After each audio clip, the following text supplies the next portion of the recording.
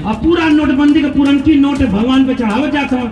अचानक एक आदमी बीच में आया, कहे हे मूर्ख, ये नोट तो बंद हो गई है, कहीं यहाँ चढ़ावे। तुरंत वो आदमी कल आए, धीरे बोला, भगवान के हमके पता है नोट बंद हो गए, तुमके पता है नोट बंद हो गए, भगवान के थोड़े पता है कि नोट बंद हो गए।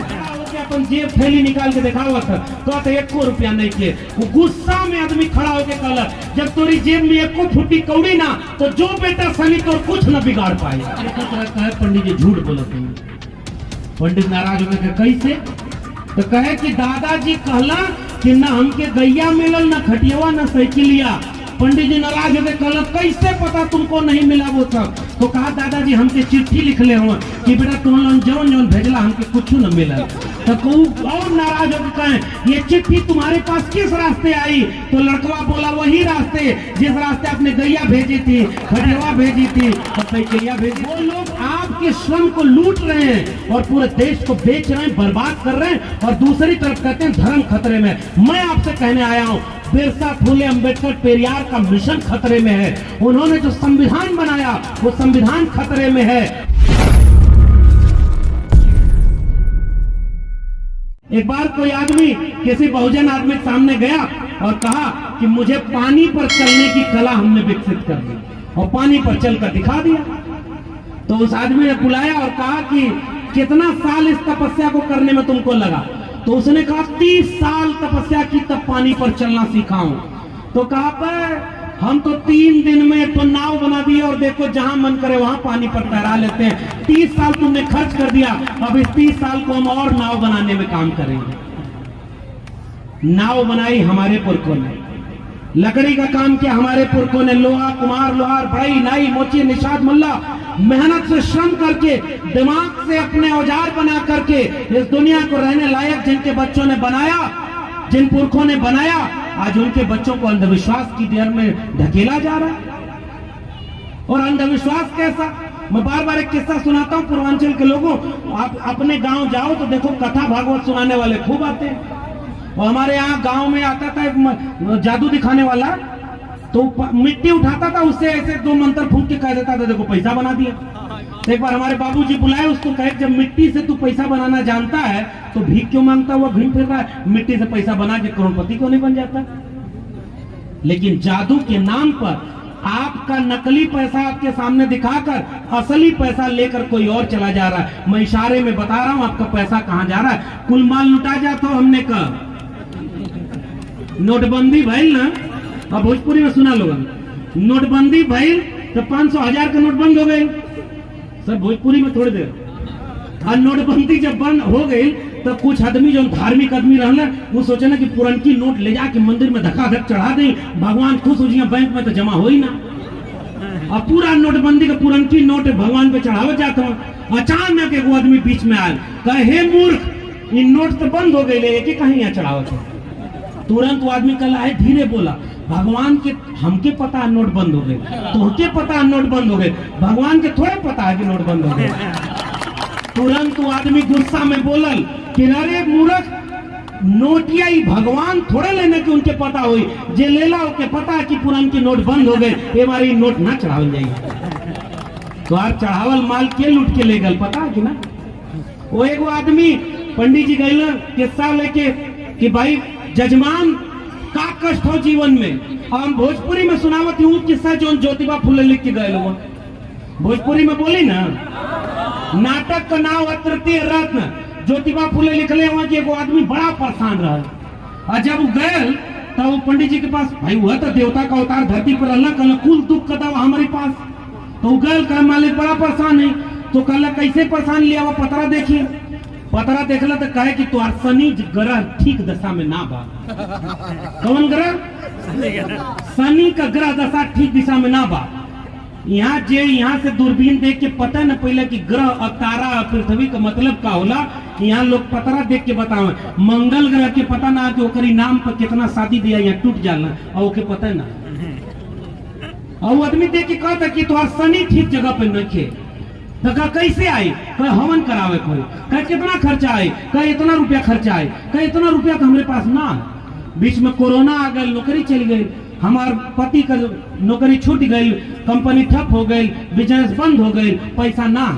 कहे अच्छा 50% डिस्काउंट, आधा लगा देती है, हवन करा दा, सनी ठीक जगह पे आ जाएगा। और जब वो कल आदमी की ना ये तो 5,000 रुपया नहीं किया मेरे, तो कहा अच्छा 1,000 रुपया दे दो और छोटकी हवन करा दे तो सनी ठीक जगह पे आ जाए। वो कहना मालिक है तो नहीं किए, कहा अच्छा 100 रुपया दे, वो मंत्र देते ही एक पढ़त रही सनी तो ठीक जगह पर रही।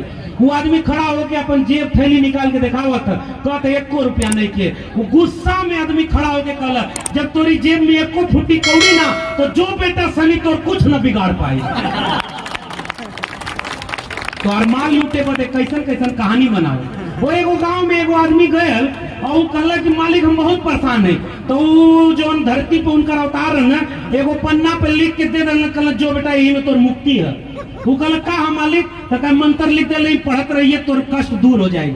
हमार दक्षिणा तो दूसर का आदमी भी ऐसे कोनो जयंती में तनी 2-4 बार हो आल तनी ओके पता रहल बिरसा फुले अम्बेडकर पेरियार कर, तो उहो एक कागज लेके वहां पे लल कहला कि हम जजमान 1 लाख रुपया पंडित जी के अपन दक्षिणा देतनी, और कागजा पंडित जी के पकड़ा था। पंडित जी कहला ई का, तो कह जैसे तू मंत्रवा डाला, तो कह नोटिया ओरिजिनल चाहिए, तो वो कहला हमहू के मंत्रवा ओरिजिनल चाहिए तब हम तो के ओरिजिनल उठे। भैया जैसे दिमाग का ताला खुली तो और माल लुटाइल बंद हो जाएगा। बाबा साहब डॉक्टर अंबेडकर भारत के संविधान के अनुच्छेद 51A में लिख करके गए हैं कि नया भारत बनेगा तो वैज्ञानिक चेतना का विकास होगा, अंधविश्वास और पाखंड में आपके बच्चों को केवल धर्म कर्म के नाम पर मूर्ख बनाया जा रहा है, और आपका चंदा दान दक्षिणा लेके जा रहे हैं। दान दक्षिणा देना बंद कर दो, आधा उनका बिजनेस व्यापार बंद हो जाएगा। और कोई भी अगर देवी देवता ऐसा है तो आप उस पैसा को किसी की शिक्षा में, कलम और किताब में खर्च कर दो। अगर कोई वास्तव में कोई देवी देवता भगवान होगा तो किसी भूखे को रोटी देने से और किसी अशिक्षित को शिक्षा देने से सबसे ज्यादा खुश हो जाएगा। ये बात मैं कह के जा रहा हूं। इसलिए आपकी लड़ाई मंदिर मस्जिद की लड़ाई नहीं है, कलम और किताब बचाने की लड़ाई है। कलम और किताब बचेगी तब बाबा साहब डॉक्टर अम्बेडकर के सपनों का भारत बचेगा। दुनिया में यहाँ के लोग गए तो आचार के साथ अपनी जाति व्यवस्था लेके गए। ये सुमित चौहान जी बैठे हुए हैं और यहाँ जितने यूट्यूबर साथी आए हुए हैं, आपकी जिम्मेदारी है उनका मीडिया करोड़ों रुपया दे करके उनकी खबर चलाता है, और आप अपने मीडिया के लोगों को अगर मजबूत नहीं करेंगे तो जंगल में मोर नाचा किसने देखा। ये आपके लोग हैं और इनके काम को देखिए। उनकी मीडिया में दिन रात हिंदू मुस्लिम मंदिर मस्जिद दंगा कराया जाता है, और ये जितने बहुजन मीडिया हैं इनमें जाकर देखिए आपके बच्चों के भविष्य की चिंता यहाँ पर मौजूद है। इसलिए इनको मजबूत करिए, आपका अपना आधा आंदोलन का रास्ता मजबूत हो जाएगा। ये आपके लोग हैं और ये आपसे चंदा मांगने नहीं जाएंगे, लेकिन ये आपको आपका काम करके दिखाते हैं, क्योंकि इनको भी महसूस होता है। ये भी अगर किसी की दलाली कर रहे होते तो हो सकता है अच्छी नौकरी करते। ये सुमित चौहान जी तो 5-5 टीवी चैनल में काम किए हैं, और बाबा साहब की फोटो लगा हुआ टी-शर्ट जब पहन के गए तो बहुत सारे लोगों के कलेजे में दर्द होने लगा। एक किस्सा सुनाऊं, ओबीसी समाज के लोगों एक किस्सा जानो अपना। बिंदेश्वरी प्रसाद मंडल, बीपी मंडल साहब बिहार के मुख्यमंत्री थे और वो ओबीसी समाज से आते थे, और ओबीसी समाज के लोगों को कई बार लगता है कि हम थोड़े शूद्र हैं। इस किस्सा को सुनिए। जब वो मुख्यमंत्री बन गए तो उस समय गंगा में यातायात होता था और पानी का जहाज चल रहा था, उसका तेल रिस गया तो गंगा में कुछ दूर आग लग गई। विधानसभा में खड़े होकर एक वही मुखस्य जाते उन्होंने कहा कि अगर शूद्र इस राज्य का मुख्यमंत्री बनेगा तो यह पाप इतना बड़ा है कि गंगा में आग नहीं लगेगी तो कहां लगेगी। बिंदेश्वरी प्रसाद मंडल खड़े होकर बोले कि देखो एक बात सुनो, ये गंगा में जो आग लगी है ये तो तेल रिसने से लगी है, लेकिन तुम्हारे सीने में जो आग लगी है इस आग को मैं और भड़काऊंगा ताकि जब तक अपने लोगों को बराबरी का हक न दिला दूं। ओबीसी समाज के लोगों, आपको बस अछूत नहीं बनाया गया होगा, फर्क केवल इतना था, लेकिन हक अधिकार आपका भी जाति देख करके नहीं माना गया। और अब आओ मैं आपको आधुनिक उदाहरण देता हूं। बिहार में मुख्यमंत्री थे कर्पूरी ठाकुर, नाई समाज से आते थे, बाल बनाने वाले। और उस समय उत्तर प्रदेश में मुख्यमंत्री थे राम नरेश यादव, चरवाहा समाज, कृषक समाज, पशुपालक समाज से आते थे। और भारत का संविधान लागू हुआ तो दोनों में मुख्यमंत्री ओबीसी समाज के बने।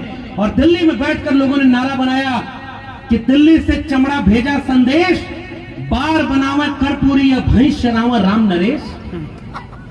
गालियां दी गई आरक्षण के नाम पर आपके लोगों को, ओबीसी समाज के लोगों। अभी पिछले दिनों उत्तर प्रदेश में एक ओबीसी मुख्यमंत्री थे, उनको भी पता नहीं था बहुत कि हम ओबीसी ढंग से हैं। और जब उनका शासन राम राज्य वाला आया तो जिस दिन उनका घर गंगा जल से धुलवाया, आज वो भी कह रहे हैं ये हजारों साल की लड़ाई है, शूद्र की लड़ाई है। और आज उनको समझ में आ गया है, सामाजिक न्याय की बात कर रहे हैं। इसलिए ओबीसी एससी एसटी हम सब की चूंकि बीमारी एक है, इसलिए हमारी दवाई भी एक होगी। आओ मिल करके एकजुट होकर के उस सपने को पूरा करने के लिए एकजुट हो जाएं जो ज्योतिबा फुले और बाबा साहब डॉक्टर अम्बेडकर का सपना था।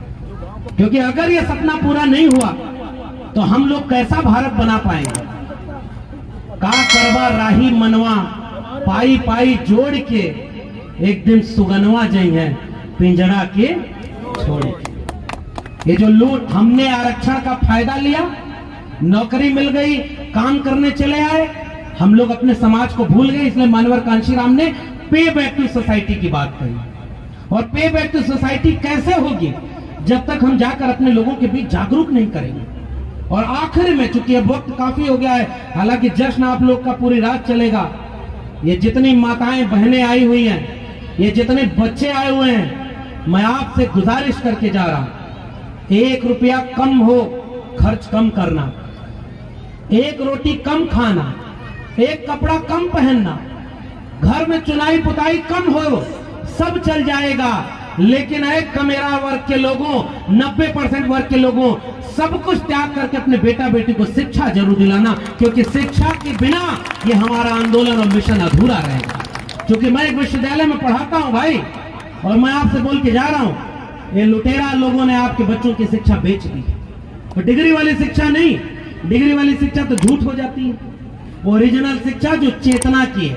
और शिक्षा कैसी, वो एक पंडित जी चले गए, एगो भोजपुरी में सुनाई, एगो पंडित जी गई तो बाबा गुजर गए, तो उनके पास गए, कलत के रही हो गई।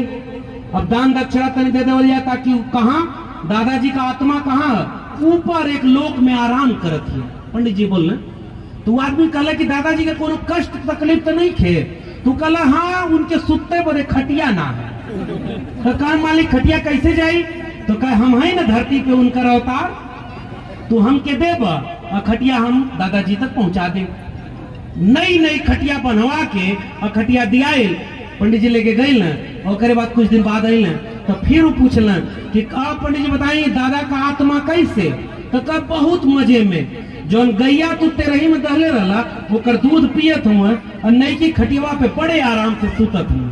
कोनो कष्ट है दादाजी के?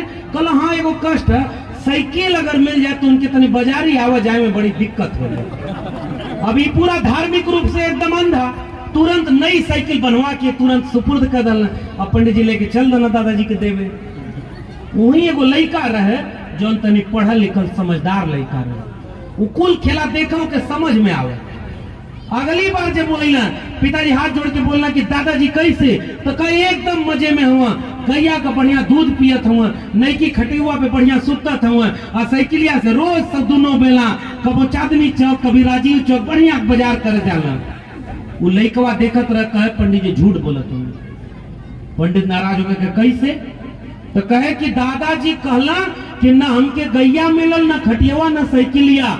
पंडित जी नाराज हो गए, कहला कैसे पता तुमको नहीं मिला वो सब? तो कहा दादाजी हमके चिट्ठी लिखले हुआ कि बेटा तुम लोग जौन जौन भेजला हमके कुछ न मिला।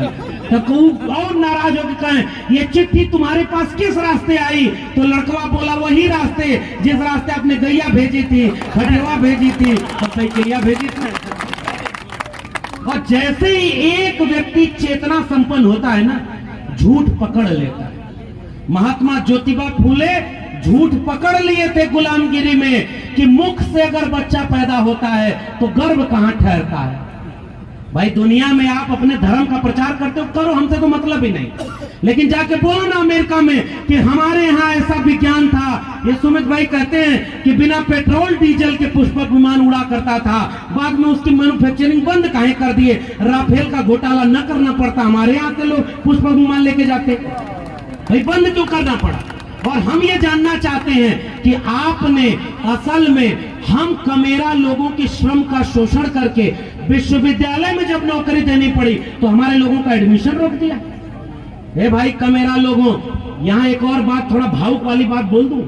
सर मैं बहुत जगह पर गया, जितने लोग मुझसे हाथ मिलाने आए, चट्टान की तरह हाथ सख्त था, क्योंकि दिन रात 24 घंटे ये इस हाथ से श्रम करते हैं, तब जाके इनका पेट भरता है और उसके बाद यहाँ अपने पुरखे को याद करने आए। और मैं इसलिए आपके सामने कह रहा हूं कि वो लोग आपके श्रम को लूट रहे हैं और पूरे देश को बेच रहे हैं, बर्बाद कर रहे हैं, और दूसरी तरफ कहते हैं धर्म खतरे में। मैं आपसे कहने आया हूं, बिरसा फुले अंबेडकर पेरियार का मिशन खतरे में है। उन्होंने जो संविधान बनाया वो संविधान खतरे में है, और शिक्षा रोजगार का भारत बनाना चाहते थे, वो शिक्षा रोजगार का भारत खतरे में।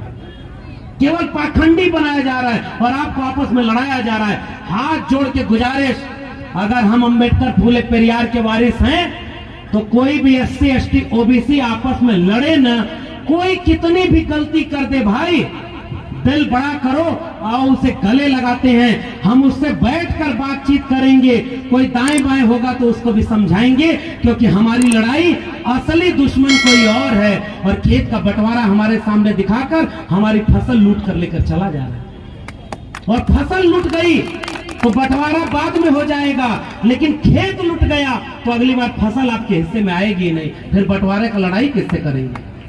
आए कमेरा जातियों के लोगों, आओ हम सब लोग एकजुट हो जाएं, और आनंद पर्वत के लोगों, इस पाखंडवाद अंधविश्वास की लड़ाई, आप तो जागरूक लोग हैं, गांव-गांव लेके चलिए, हम भी चलेंगे आपके साथ, गांव-गांव लोगों को समझाएंगे, शिक्षा की ज्योत जलेगी तो अंधविश्वास और पाखंड का अंधकार दूर हो जाएगा।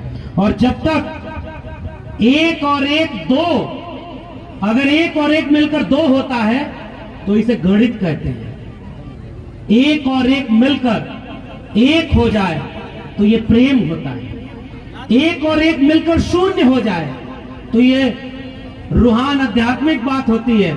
और एक मिलकर 11 हो जाए वह संगठन होता है। आइए मिलकर संगठन बनाएं, एक और एक को 11 करें, और तब जाकर के हम अपने लोगों का भविष्य बचा पाएंगे। जाते जाते मेरी गुजारिश, पाखंड अंधविश्वास से तब आपके बच्चे बचेंगे जब शिक्षा की लड़ाई उनसे लड़ ली जाएगी। बचपन में वो किस्सा सुना था ललवन की ना, गाय हमारी माता है, हमको कुछ नहीं आता है, सुनते थे ना भाई। तो उसका अगला जवाब लिख के एग्जामिनर क्या बोला कि बैल तुम्हारा बाप है, नंबर देना पाप है।